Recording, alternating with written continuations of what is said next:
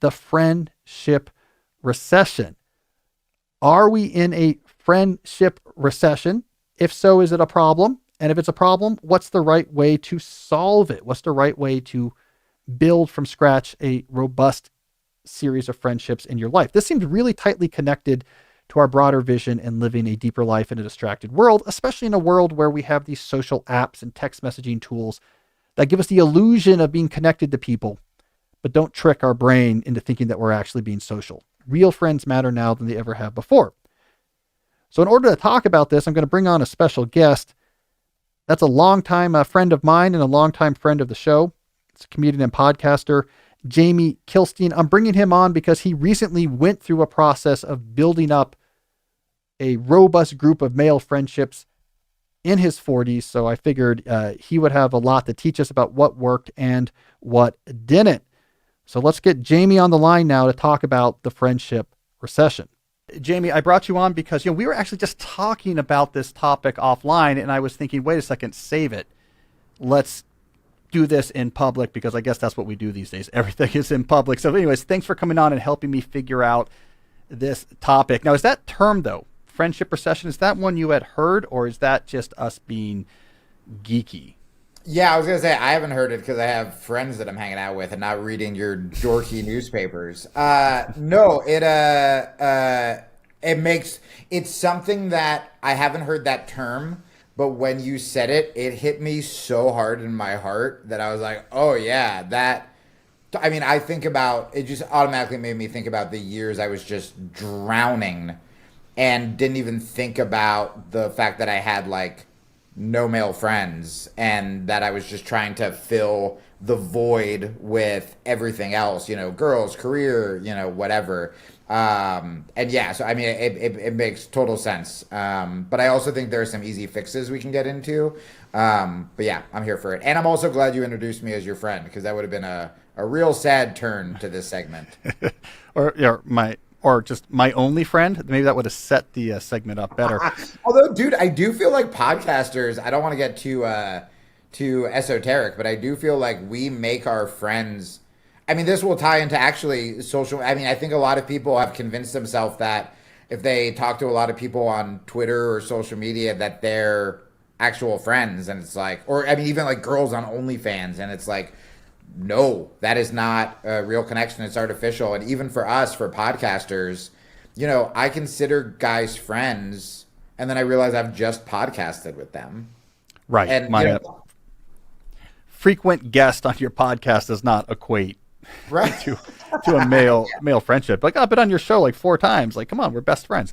Right. Let me show you. Okay, let me show you the actual article that coined this term. We'll look at a couple of the claims here and see if we're all on the same page. All right, so as far as I can tell, this Daniel Cox article from a couple years ago from the National Review is where the term friendship recession was introduced. It was then supercharged by Richard Reeves doing a Big Think interview more recently, but I think this was the original source. It just didn't spread as much back then. I guess we were still thinking about pandemics and such. So here's a couple quotes from this article just to put us on the same page. As Americans try to rebuild and reconnect, a new survey conducted by the Survey Center on American Life finds that the social landscape is far less favorable than it once was. Over the past 3 decades, the number of close friends Americans have has plummeted. This friendship recession, first use of that term in print, I believe, is particularly bad for men. The percentage of men with at least 6 close friends fell by half since 1990.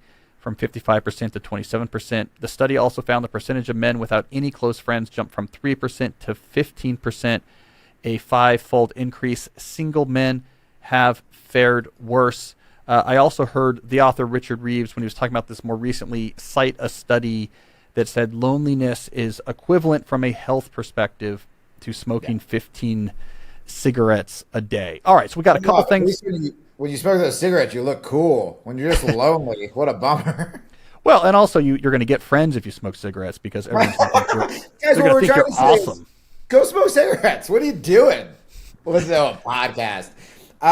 Yeah, man, that, geez, I'm even thinking about, I think I have really healthy male friendships now for the first time in my life. It's helped me a lot. But as you were reading that, I started to think like how rare it is. So like my brother is still friends with like his best friends from high school. And my reaction to that is like, what's wrong with you guys? When that probably is like, it's so healthy. It's so good. And Right. yeah, how that ties into loneliness. I really think that a huge part of it is we're getting these false senses of friendship from the internet. You Yeah. know, oh, me and all these people are mad at Ted Cruz on Twitter. That's my posse, right? Or again, I mean, OnlyFans. Like I have girlfriends who have OnlyFans pages. I've never talked to them about it, but I've never subscribed. But apparently, it is. You're talking back and forth to them like you're in a relationship or like you're, Right. whatever. And so if you're already lonely and nervous about the real world or nervous to date or whatever, and then you just have these tools like, hey, here's a sense of it. I can just see how that would just like spiral into utter despair.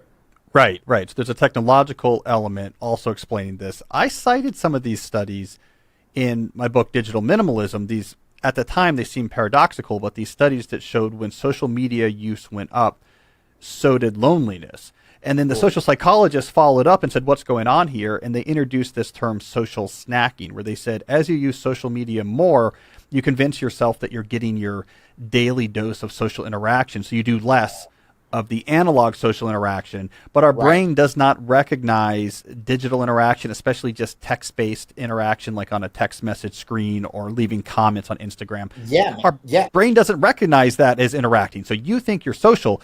Deeper in your brain, they're saying we haven't interacted with a human in weeks, and you feel sort of paradoxically lonely. So technology, it made this worse, is what it sounds. Yeah. Well, I mean, you eat 2 buckets of KFC chicken and you're like, all right, I'm really full and feel sick, and I guess I got my protein intake, but it's just like, are you actually getting like substance? It's that's why when friends of mine or me even were like really poor and younger, you just eat a bunch of fast food because you're like, well, this is cheap and I'm getting so much, and it's like, yeah, but you're not. You're getting so much like you're getting all these Yep. empty calories. You're not Yeah. getting real, nutrition, and so really similar. Now, before we get to, I want to get to the specifics of your transformation because it's very interesting to me, your friend transformation. But just Yeah. because you're more in touch with the culture around us than I am, because I'm married with a bunch of kids and I'm too busy and don't know what's going on and I'm a nerd. That was Cal's nice way of being like, you're sad and don't have a family. Yeah. So when it comes to sad familyless people, I think Jamie, number one Yeah. person, yeah. Um, you and Jennifer Aniston, like these are the Right. two. No, but when you just look around, you're out in the world more than I am. Do you Sure. buy that this is worse in general? Like when you're talking to other men, when you see other men, in your social circles, are you seeing this? Are people lonely? Are people talking about it? What's the word from the street, Jamie? Yeah, men are desperate for connection, and it is, it's hard, man. It's weird because it's hard enough to find a girlfriend, to find someone to date, to ask someone out.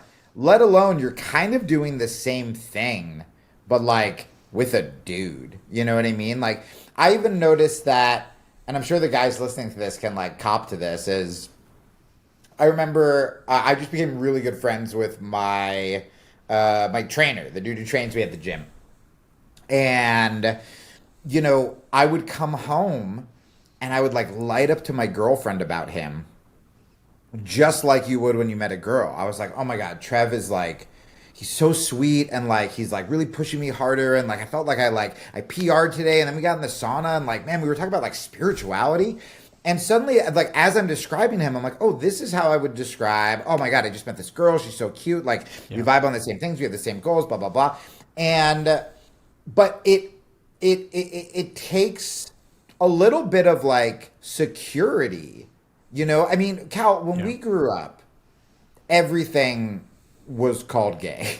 It's like, oh, you're showing emotion. Oh, you're, in touch with your feelings. Like, oh, you're hanging out with that. And so, like, I really do think there's this weird part in men where it's like we want so desperately that male connection. Jiu-jitsu so popular. We've gone from handshakes to like bro hug, but like full hug is only for like really good. Like there is, we crave that camaraderie, but it's also like we don't want to be weird, especially as you get older. I mean, making friends in general is super hard. Do you think something has changed about that? So in other words, in 1990, that was the end point of that article, that like in 1990 compared to now, there's been this 5-fold increase in not having close friends, etc. Was there, there must be a pathway to male friendships that existed then that doesn't now, because of course it's not that in 1990 we were much more comfortable expressing feel. That's when we grew up, right? As you were saying, this was where if you were in touch with your feelings, that was gay. But if you used a phrase, you're in touch with your feelings, that too was gay. And so it all sort of recursively piled up on itself. So what was it, I wonder? There must have been, maybe it's just the role of work. Maybe it was more stability and location. You didn't move so much. Maybe it was church. Maybe it was family earlier. There's got to be something that was a cheat code for male friendships. Then when that was removed, it was suddenly, to use a metaphor from our childhood, you couldn't beat the boss in Contra because you no longer had the super gun or whatever. I don't really know what that would be. I don't know if you have any thoughts about 1990 versus now. No, so I think that it definitely has to do with the internet, and it just has to do with like less social gatherings in general, right? So I was always a girlfriend guy. I believe the term is codependent. And I would always my relationship was everything. And when I broke up, that's why this breakup I'm going through now is super weird. And actually, I'm leaning on male friendships for the first time, because usually I lose a girlfriend and I go, I got to go to the next girlfriend, right? Like that's the only option for connection. And so I think like if you look at 1990, there were just more gatherings, right? More people went to church. There were, if you were a liberal, you were, unions. You weren't working from home as much. Yeah, you went to an office. You went to an office every day. The last time I had friends was like my football team in high school, and I've been like getting out of shape. It's like go to a gym, join a CrossFit, do jiu-jitsu. I mean, if I didn't do jiu-jitsu, I'd probably still have 0 male friends. That was the thing for me. So you do something cool and challenging with guys who, like most of my male friends I look up to.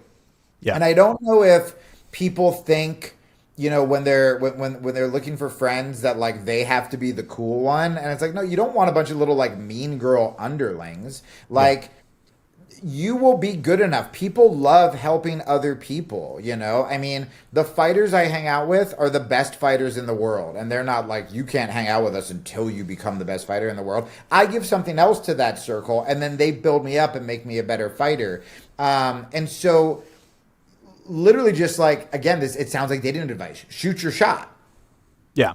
Well, okay. And it's like when you're talking about hanging out with the best fighters in the world, I can't help but think about the guy from Bloodsport, whose main fighting style was to just, boom, the guy with the beard and the American with the Harley Davidson shirt. But him hanging out with Jean-Claude Van Damme, or David Dukes as the character's name, was probably really life-affirming for him until he was put into a coma by being too cocky about knocking out the guy with the giant pecs. But I think it's very apt, right? It raised his element.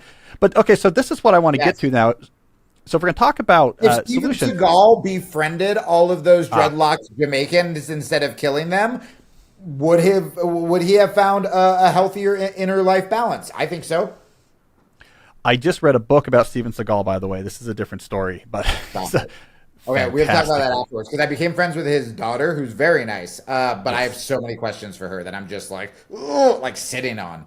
Oh my God, it was such a weird. It was a whole book about 1980s action films and all of those actors.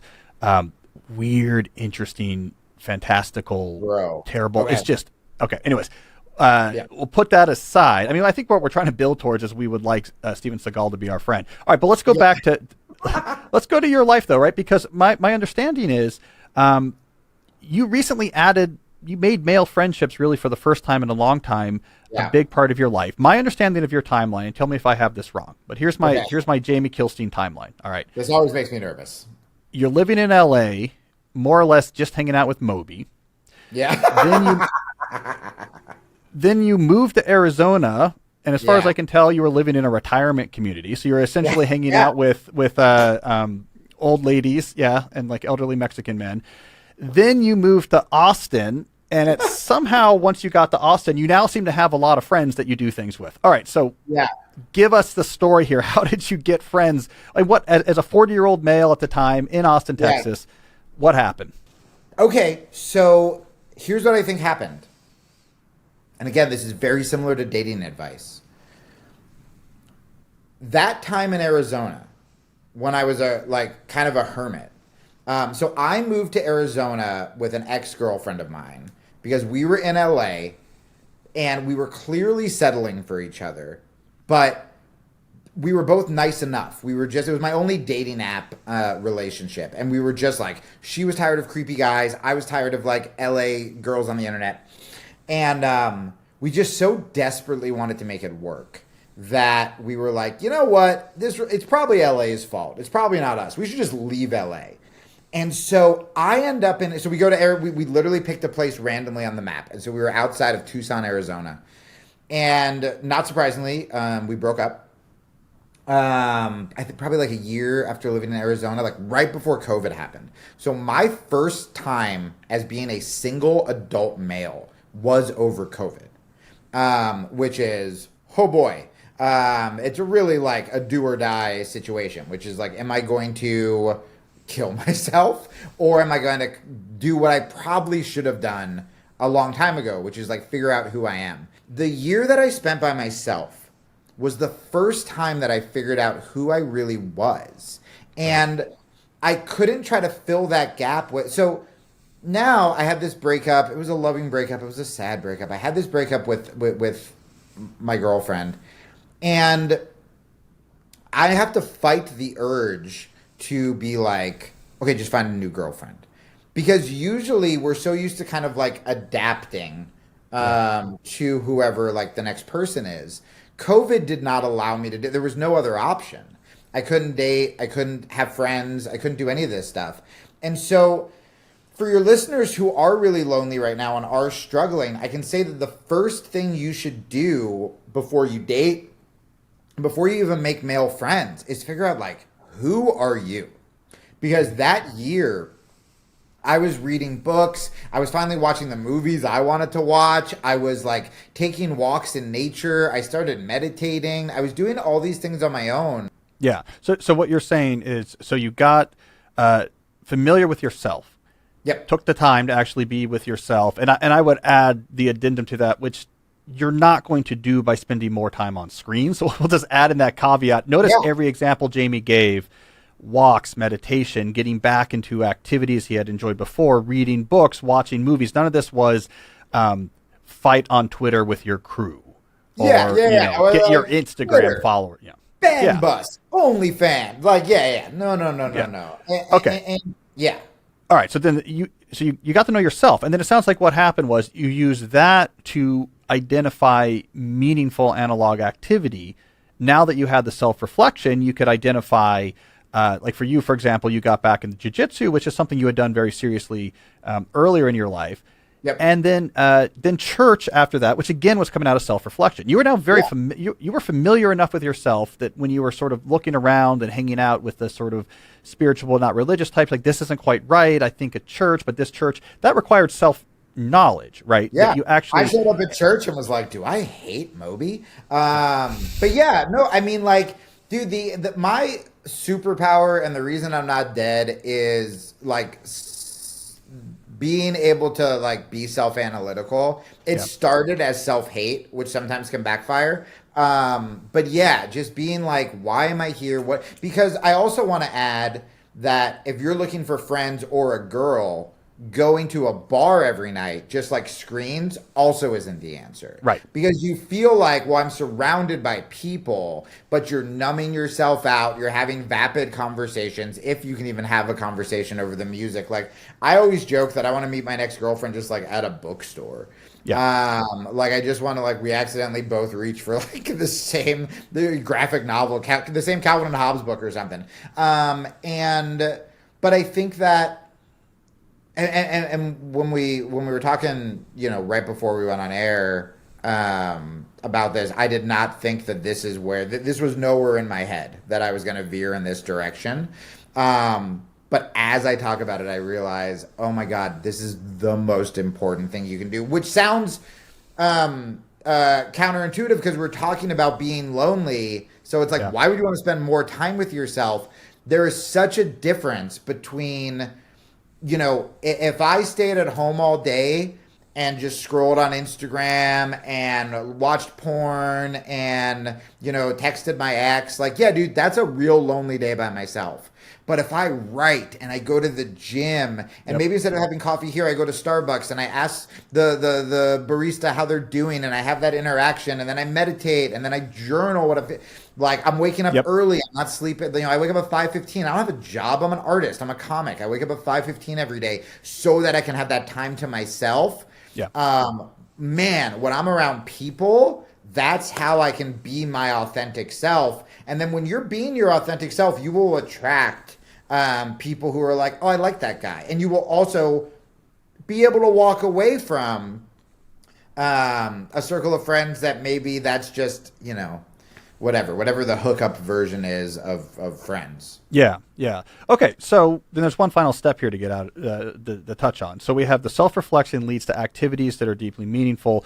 You're meeting people through those activities. So you're now surrounded by people who are on the same wavelength. So this is clearly going to be a source of high quality friendships. I guess the final piece then is there's still a little bit of trigger pulling that requires a little strategizing. We hinted at this earlier, but now it's like, I really like these guys and we're on the same wavelength and they make me better and I really like hanging out with them. So then there's that final piece, right? Okay, now I have to just have the courage to say, and this is the dating analogy, but hey, you want to come watch the fight or do you want to come do whatever? So what did you discover about that? Is that as bad as men fear or is it just something you got to just go for? Yeah, I'm running through because I'm also, I'm an introvert. And so I'm not good at it. I seem very like bubbly and social in social settings. It's just because I'm projecting and I'm terrified. Yeah. So I definitely haven't been like, hey, do you want to go get coffee? I mean, I have with my pastors, but that's like their job. Yeah. I feel like when my pastors hang out with me, that's like if I was like, I had sex, but like I paid an escort. It's like, what is she supposed to do that? My pastors see I'm sad. But like, okay, so be someone you would want to hang out with is number one, right? So if I go to jujitsu and I sit in the corner and scowl at everybody, I'm probably not going to get an invite to hang out. But if every time I go to spar with someone, I go, hey, man, what's your name? Great. And then we roll and I go, hey, when you did this, that was really good, blah, blah, blah. And then maybe they start coming and asking me for advice, whatever. Maybe you're the funny person. Maybe you're the person who just asks people how their day is. Maybe you just, my main jiu-jitsu coach was this guy, Marcelo Garcia, who was the best in the world. So his gym was like packed. But every day he would go up and he would walk around while people were chatting. He would shake everyone's hand. And so I try to do that when I go to a gym. I try to if I'm teaching the kids class, I'll shake the parents' hand, stuff like that. Yeah. And then through that, people just feel comfortable around you. And maybe they start asking you questions. And maybe they just become your gym buddy. I have dozens of gym buddies who I've never hung out with, but there are also people that if I show up and they go, hey, how are you doing? I can tell them, hey, man, I'm struggling. I got this breakup. And they will give me amazing advice before class. Then usually in these places, there are like group activities. So if you're going to a CrossFit gym or a jiu-jitsu place, chances are, when there's a big pay-per-view, they're going to watch the fights. And, you can be so likable that they invite you. There have definitely been times where I'm like, I just have a good enough sense that I'm like, these guys like me. Like they follow me on Instagram, even if I don't follow them. Like, I think they like me. That I'll even be like, hey guys, if there's ever room, like I'd love to watch the fights with you. You don't have to say, can I come and watch Izzy fight this Saturday? But you can go like, hey, if you're ever going out, one of my church friends, this girl, AJ, the day after the breakup, I go, hey man, I got to be more social. I know like I usually say no when you guys like invite me out, but like if there's ever anything going on, can you at least like float it to me? And she goes, "Oh my God, I'm having a birthday dinner tonight. I was like, didn't want to invite. I figured you wouldn't want to go. Do you want to Huh. go?" Yeah. And I went. And then I met a bunch of different church friends. And now they've hit me up. The one piece of advice I really want to give, because I know you won't give it on another piece, on another episode, is this is where social media can actually be kind of good.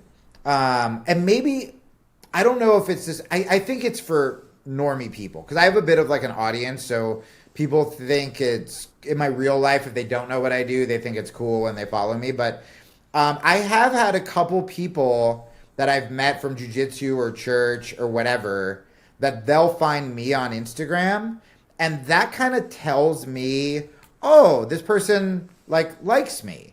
And maybe when they write me on Instagram, you know, I can't write like every like random person back, but like when they write me, I go, Right. oh shit, Nehemiah from church is hitting me up like about my story. Like maybe I actually have more in common with him than I thought. And that will kind of like that'll be an icebreaker for, because I don't want to just, I have very low self-confidence, so I don't assume people like me. But if I see someone's like followed me on Instagram, I'm like, oh, okay. But then where you will agree is then it's your job to not keep that relationship in Instagram. Right. I mean, you're describing like 2010 social media, where it really was, okay, my friends follow this, we keep up with each other, and sometimes I get a second order connection, like a friend of a friend who I sort of know is a way for them to interact with me. And that was the heyday of social media. It was just Red 2.0. Yeah. Yes, that's different than being like, I'm friends with Tucker Carlson because we both hate the same people on Twitter. It's like, yeah, he liked a tweet of mine. All right, this is excellent. So I'm going to do what I do, which is try to reduce this all down to step-by-step advice for my listeners. So this is the Jamie Kilstein prescription. Well, first of all, the setup here is that, especially for males, friendships are really important, especially as you get into your 30s and 40s. As Jamie was talking about, it is, if anything, like a buffer against hard things that happen in your life, a source of motivation, etc. So you need them. Don't just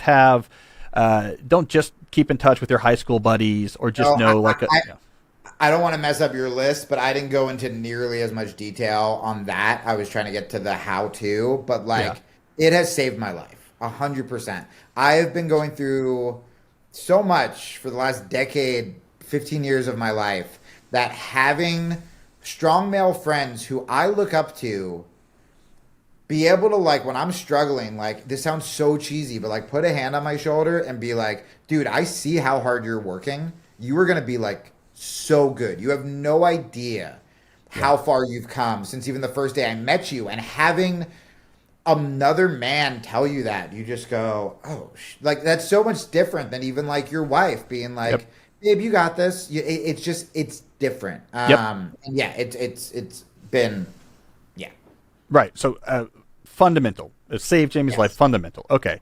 So how do we do this? Well, if we're gonna make a prescription here, one, I would say go back to, my digital declutter is a good starting place. The thing we talk about in digital minimalism, where you take 30 days away from all this optional technology, do self-reflection, experimentation. We usually talk about the digital declutter just as a way of figuring out how to update your technology use. But now let's add that on as the first step towards upgrading your friendship situation, because during that 30 days of reflection experimentation, you get to know yourself better. Now, typically we say at the end of that 30 days, look at your tech use, fine. But let's add a new obligation here. At the end of that 30 days, join something. Yeah. Join something based on what you discovered during that 30-day declutter that is going to surround you with other people who are on the same wavelength with your values.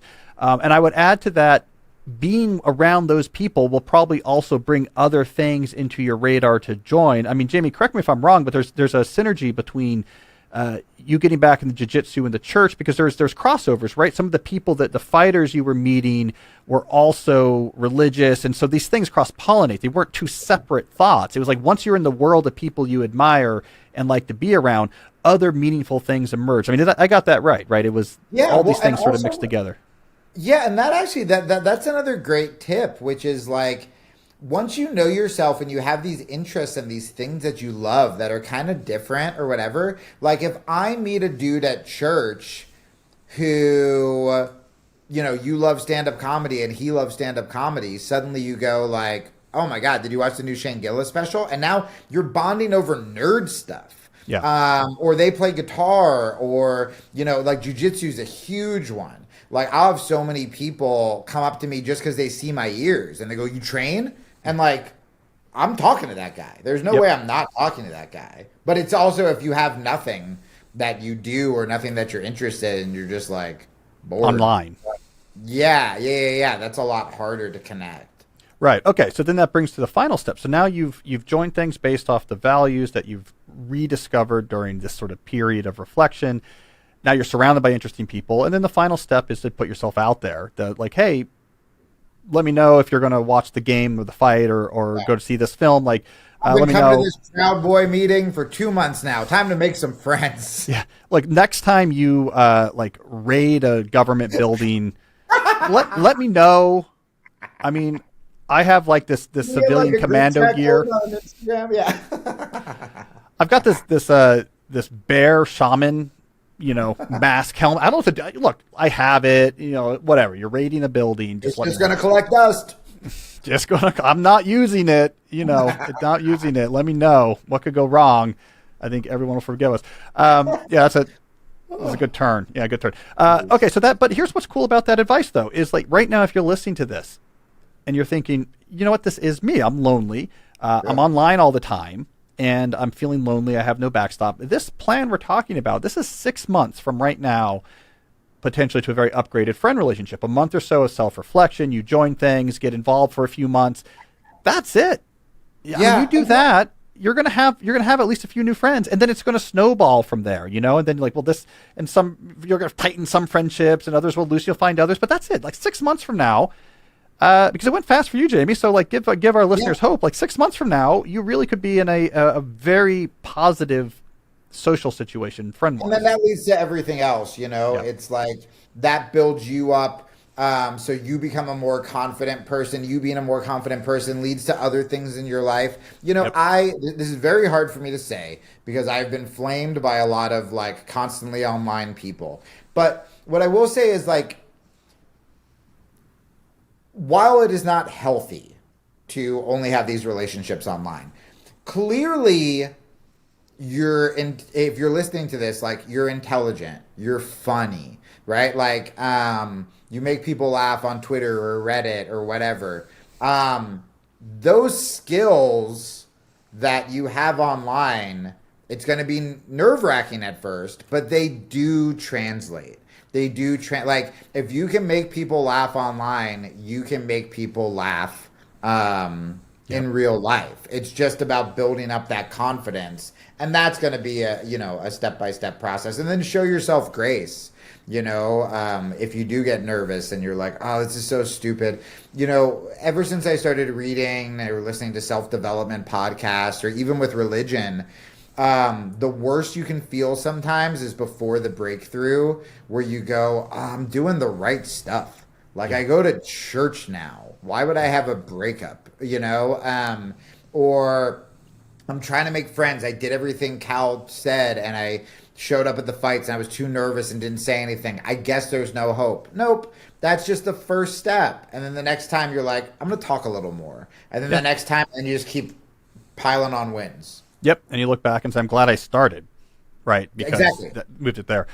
All right. Well, excellent. Well, this was great, Jamie. Just a reminder for the audience, your podcast is The Back Row with Jamie Kilstein. What's that website, Jamie?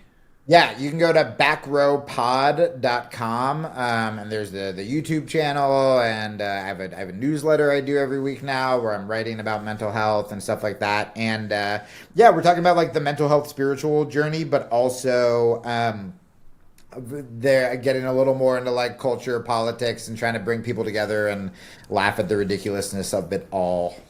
Yeah, sounds with something to do with friends. All right, Jamie. Well, thanks for joining me. I look forward to talking to you again in 4 months. Because that's the way we do it. Bye, Old friend. School. Hey, if you like this video, I think you'll really like this one as well. Check it out.